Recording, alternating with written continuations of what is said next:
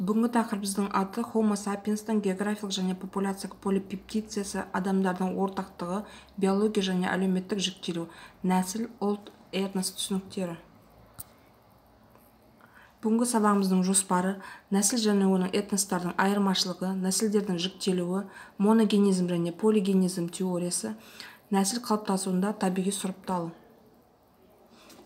Жер бетінде 200-ден астам мемлекеттерде бірқатар санағанда 6,5 миллиард адам деп есептелінеді. Олардың арасында бірде толығымен ұқсас адам болмайды. Барлық адамдар қандай да бір белгілері бойынша бір-бірінен ерекшеленеді. Сонымен қатар тіпті антрополог маманның өзі де сыртқы морфологиялық белгілеріне қарап неміс пен украиндарды ажырату кезінде қиналады. Алайда әртүрлі нәсілдердің өкілдері өзара қатты өзекшеленеді.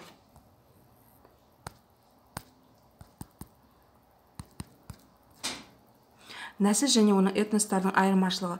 Нәсілдер дегеніміз бұл саны әртүрлі адамдардың тарихи қалыптасқан топтары, популяциялар топталу. Олардың морфологиялық және физиологиялық қасиеттері ұқсас, сонымен бірге олар белгілі бір аумақтарда ғана таралады. Олар тарихи факторлардың әсерлері арқылы дамып және бір ғана түрге Homo sapiens түріне жатады.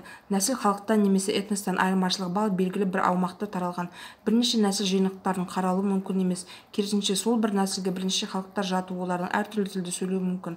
Нәсілдердің бар екені адамдар біздің ғасырымызға дейін білген. Сол кездің өзінде олардың қайдан пайда болғаны туралы алғашқы қадамдар жасалған.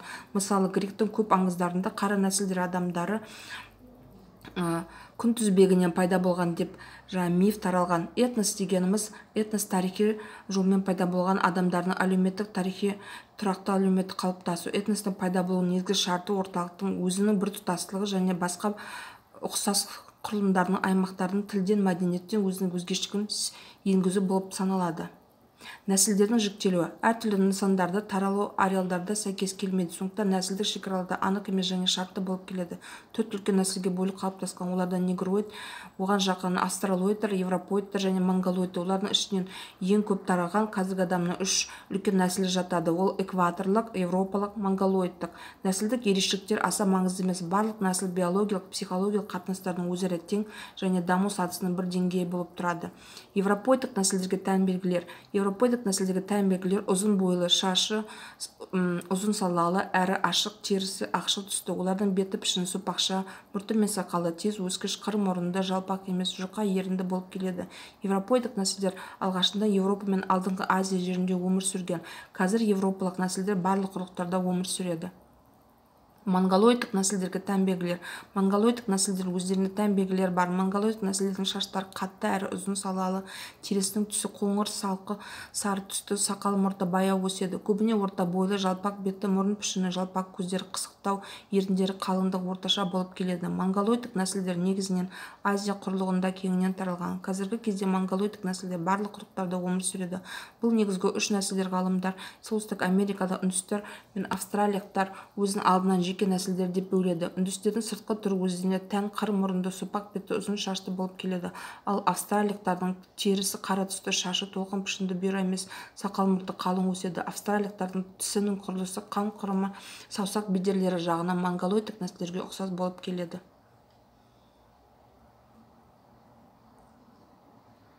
Негроидтық нәсілдерге тән белгілер. Негроидтық нәсілдердің шаштары бұйра әрі қара түсті, терісінің түсі де қара, сақал мұрты баяу өседі. Мұрны жалпақ, бет пішіні сопақша, көздері үлкен, еріндері қалың болып байқалады. Нағыз негроидтық нәсілдер негізінен Африкада өмір сүреді. Негроидтық нәсілдер қазіргі кезеңдерде құлақтары да кең таралған. Моногенизм және полигенизм теориясы. Нәсілдердің шығу тегі туралы ғалымдар арасында қарым-қарсы тұжырымдар көп. Кейбір ғалымдар жер бетіндегі нәсілдер бір ғана жерде пайда болып, кейіннен басқа аймақтарда таралған деп пікір қостайды. Оны моноцентризм тұжырымы деп атайды. Гректің монос бір және латынша центрум орталық деген сөздерінің алынып, бір орталықтан шыққан деген ұғым білдіреді. Нәсілдердің пайда болуы туралы келесі тұжырым полицентризм, грек полис деп аталған. Ол тұжырым бойынша нәсілдер әрбір аймақта өз алдында жекелей пайда болған деп түсіндіреді. Көпшілік ғалымдар қазір кезде моноцентризм тұжырымын қолдайды. Қазақстанның ғалымы Әділ Ахметов өзінің көп жылдық ғылыми зерттеулерінің нәтижесінде қазақ халқы мен солтүстік Америкада үндістер арасындағы туыстық белгілердің бар екендігін атап көрсеткен. Нәсілдердің шығуы, тегін, туыстық, жақындықтардың тарихи қалыптасуын және олардың сыртқы орта жағдайларының әсеріне бейімделуін нәсілтану ғылымы зерттейді.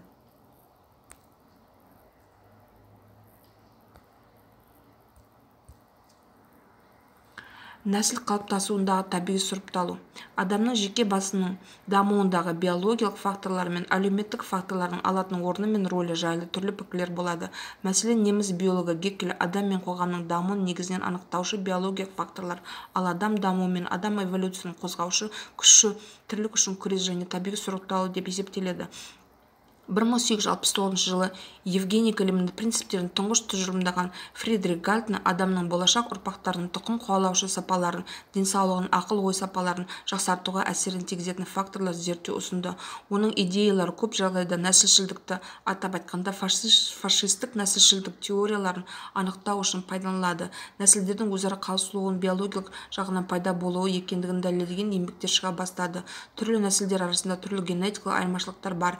Негрлердің ақыл-ой коэффициенті төмен, өйткені ақыл-ой қабілетінің коэффициенті тұқым қуалау арқылы, нәсіл арқылы анықталады деп психонасихаттаушы еңбектер әліге дейін шығуда. Шындығында нағыз ғылыми жан-жақты терең зерттеген еңбектер генотиптің ерекшеліктерін нәсілдер деңгейде емес, жеке адамның деңгейінде көрінетінін дәлелденеді. Әрбір адамның генотип әртүрлі ерекше. Ақыл-ой коэффициенті айырмашылық тек тұқым қуалау байланысты емес, сыртқы орта жағдайларына да байланысты.